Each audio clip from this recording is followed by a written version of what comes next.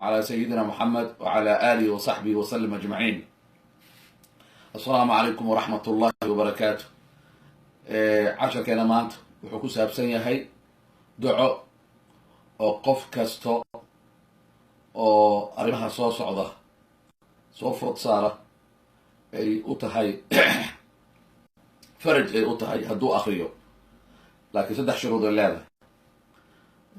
shardiga koowaad qofka inuu aamino ducadaasi waxay tilmaamayso. raalli ahaaba aan dib u noqdo. shardiga koowaad inuu fahmo macnaha ducada. laba, ducadaasi inuu rumaysto uu aamino waxa ay tilmaamayso, waa sharxi doonaa. an saddex, ducadaasi dhaqanka ay wadato oo la rabo inuu ku dhaqmo dhaqankaasna inuu la yimaado. ducadaasi waxay dawo u tahay qof kastoo soomaalida waxay dhahaan waa luqad english laakiin soomaaliya noqoto hadda stress ayaa hebel hayo. qof kastoo stress hayo macnaa qof kastoo kurbaysan murugsan, ducadaasi waxay dawo u tahay qof kastoo madluum ah oo la dulmiyey, ama shaksi ha ku dulmo, ama dowlad ha ku dulmiso, ama koox ha ku dulmiso, ama qabiil ha ku dulmiyo. ducadaasi waxay dawo u tahay qof kastoo xanuunsan oo xanuun hayo. ducadaas waxay dawo u tahay qof kastoo masxuur ah ama masxuura, qof kastoo nin walboo la sixray ama haween kasta oo sixran. qiso waxaa jirto sheekh cariifi oo culummada waaweyn ka mid oo la yaqaano, oo haween u timid oo dhahday waxaa layga madoobeeyey, waa la isixray, oo maxaa dareemaysaa guur oo dhan ma rabay dhahday. guur oo dhan aan kasoo jeestay iyadoo sii weynaanayso. markaasaa wuxuu yidhi ducan ku barayaa, haddaad yaqiinsato ducadaasi aad ku celceliso ilaahay idinkiisa xanuunkaasi sixirka ku hayo wuu burayaa. ilaahay idinkiisa waxaad rabta oo guur ahna waad helaysaa. guurkana waad ramoonaysaa markaasi. hadda guur dhan way karaxsanaysaa, qof oo dhan ay nacaysay markaasi. ducadaasay akrisay, way ku celcelisay. bil kadib sheekha wuxuu yidhi telefoon ayaa iisoo dhacay. waxay dhahday waxaan guursanayaa usbuuc kadib. waxaan ula jeedaa waa duco oo qofka hadduu yaqiinsado ay soo degdegayso natiijadeeda. waxaa kastoo ducadan maaragtay dawo u tahay qof kastoo madyuun ah oo deyn lagu leeyahay. waxay dawo u tahay qof kastoo madhalays ah oo guursaday laakiin dhowr sano aan ilma helin, hadduu ducadaasi uu akriyo. ducadan waxay dawo u tahay dadka xiran oo xabsiyada ku jiro. laba nooc oo xabsiyaa jiro. xabsi oo physical ah oo qofka meel uu ku xiran yahay, waa dadka jaalasha ku jiro. dadkaas hadday akhristaan ilaahay subxaana wa tacaala wuu soo daynayaa. ducadan waxaa kaloo akhrisanayo qofka ku jiro jeelka aan muuqan. yani qof waxaa jiro oo xabisan, si uun u xabisan, oo haddana laakiin banaanku jooga laakiin xor ma aha, waa la haystaa. marka qof kastoo la haysta aan xor ahayn, noocii doonaha lagu haysto, ducadan ayaa jawaab u ah. marka ducadaasi maxay tahay? waa duco aada maqasheen qaarkiin ama in badanoo idi ka mid ah. waa duco aan rabo 3 jeer inaan ku celiso u xifdisaan. ducada waxa waaye markaad qof aan u akhrisanaysid xasbiya allah wa nicma alwakiil. waa labadaas qaybood kaliya ka kooban tahay. xasbiya allah wa nicma alwakiil. wa nicma alwakiil, ilaahay subxaana wa tacaala wax la tala saarto oo talada oo dhan loo dhiibto waxa u khayr badan oo aniga aan tala saaranaya ilaah oo keliya. ducadan waxa waaye qayb kamida waa tawxiidkii waay iyadoo kooban. tawxiidka micnaheeda waxa waaye qofka ilaahay keliya inuu isku xiro, oo ilaahay wixii kasoo haray oo dhan, ama bini aadan ha ahaato, ama quwo ha ahaato, ama qabiil ha ahaado, ama laf ha ahaato, ama jilib ha ahaato, ama cid maal haysata ha ahaato, ama cid awood leh ha ahaato, ama cid madax ha ahaato, ama cid noocii doonta ha ahaato, oo dhan uu ka xoroobayaa oo ilaahay subxaana wa tacaala uu toos isu dhiibayaa.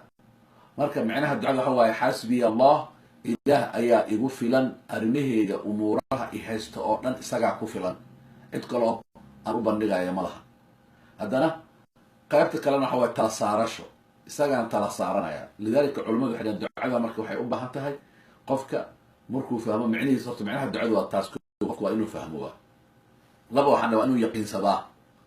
yaqiin waxaa loola jeedaa in aad 100% maaha 99% aad rumaysaa arrimahaaga oo dhan ilaahay inuu ku filan yahay, aadan cid kale u baahnayn oo cid kale aan u baahnayn. cidday doonta ahaata, awoodday doonta ha lahaadeen, ilaahay subxaana wa tacala arrintaa inaad u dhiibatay, ilaahay subxaana wa tacaala aad ku kalsoonaato. iyo qaybta labaad oo ah tala saarasho buuxda ilahay inaad tala saarato. culimadu waxay dhahaan qaybta tala saarada waxay keenaysaa qofka inuu action, inuu tallaabo qaado, dadaal inuu sameeyo. sababtoo ah qofka oo mu'minka ah waxaa la rabaa ilaahay markuu talada u dhiibanayo wixii qeybtiisa lagaa rabay inaad samaysaa, adiga dadaalkii lagaa rabay. kasoo qaad oo kale tusaale ahaan culimmadu waxay dhaheen ducada xasbiya allah wa nicma alwakiil, qofka isagoo aksanayo dawo wuu qaadanaya, dhib ma laha, taas dhib uma keenayso.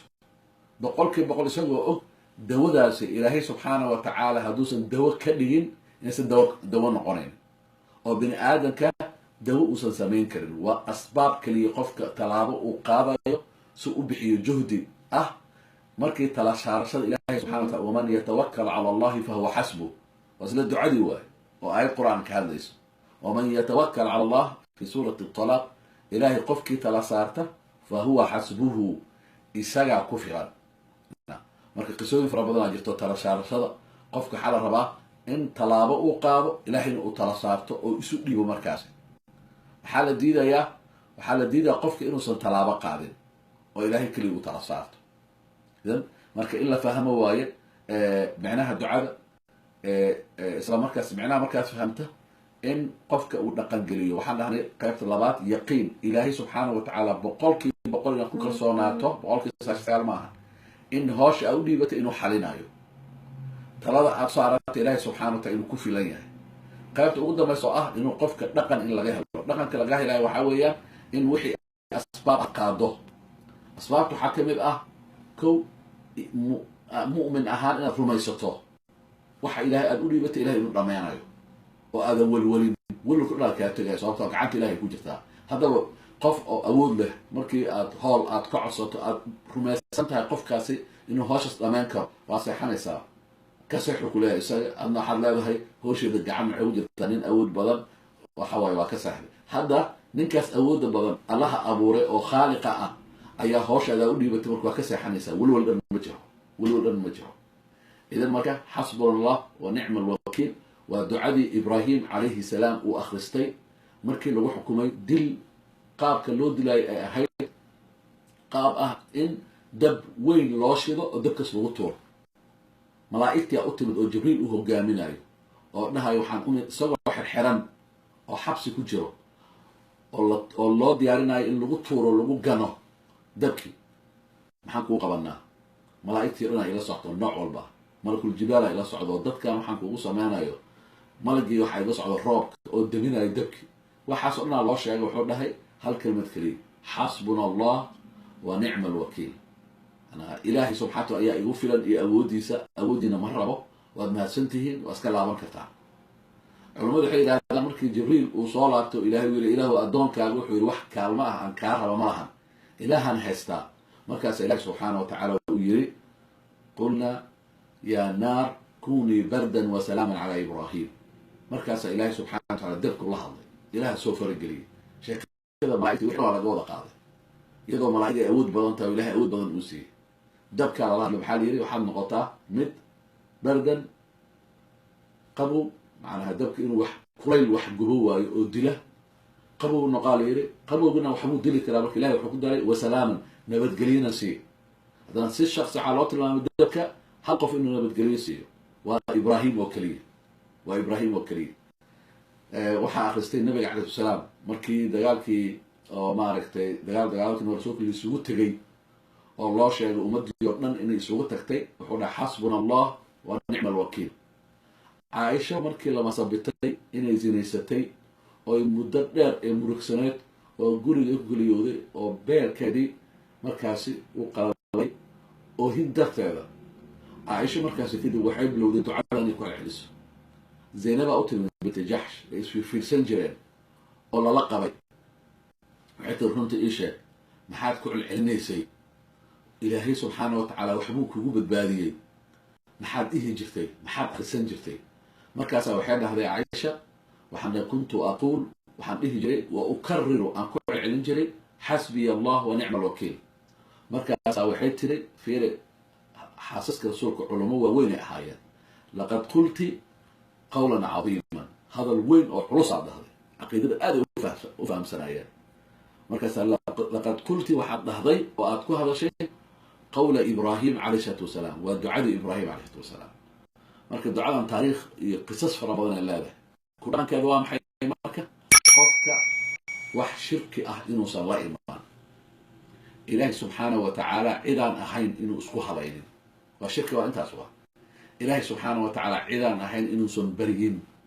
ilaahay subxaanahu wa tacaala cidaan ahayn inuusan u sujuudin si aan toos ahayn sujuud aan toos ahayn waxa waa markaa qofka aad ka cabsanaysid aad ka baqaysid oo inuu awood leeyahay oo kale waxaasoo dhan inaad qalbigaaga inaad ka horayso waay cabsi oo dhan ilaa cabsida ilaahay subxaanahu wa tacaala markii saddexdaasi lagaa helo oo micnaha aad fahamto yaqiin aad yaqiinsato boqolkiiba boqol talada ilaahay aad u dhiibato ilaahay inuu kuu sameynayo markaasi kadib aad dhaqan geliso oo ah ilaahay uun oo keliya aad isku dhiigto micnaheed waxaa loola jeeda ilaahay wuxuu kaa rabay oo dhan uu ku amray samee wuxuu kaa nahiyey oo dhanna ka joog qof nadiif aad noqonaysaa ducadii oo soo degdegtay ayaad arkaysaa wa aquulu qawli hada wa astaqfiru li wa lakum wasalaamu calaykum waraxmat ullahi wabarakaatu